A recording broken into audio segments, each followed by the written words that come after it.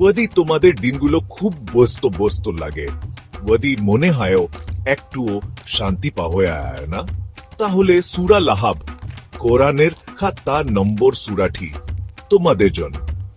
ছোট্ট সূরা হলেও এর মধ্যে অনেক বড় শিক্ষা আছে। এই সূরা আমাদের অহংকারের পরিণাম এবং বিনয়ের গুরুত্ব সম্পর্কে মনে করিয়ে দিও। এই সূরা পাঠ করলে একটা অদ্ভুত প্রশান্তি আছে। আমাদের বস্তু জীবনে এটা আমাদের মনকে শান্তি দেয়। Break time movement. প্রতিটি শব্দ আমাদের অন্তরের শান্তির দিকে এক ধাপে গিয়ে নেয়, আমাদের সঠিক পথ দেখায়। কল্পনা করো, এই সূরাটি পাঠ করছো, প্রতিটি শব্দ তোমার হৃদয়ে স্পর্শ করছে, শত শত বছরের ইতিহাসের সাথে তোমাকে যুক্ত করছে।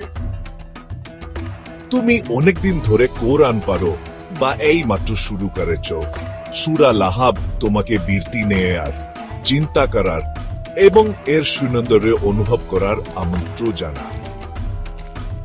তাই আজ একটু সময় নাও, একটা শান্ত জায়গা খুঁজে নাও এবং সূরা লাহাবের শব্দগুলো তোমার আত্মাকে শান্তি দেওয়ার সুযোগ দাও।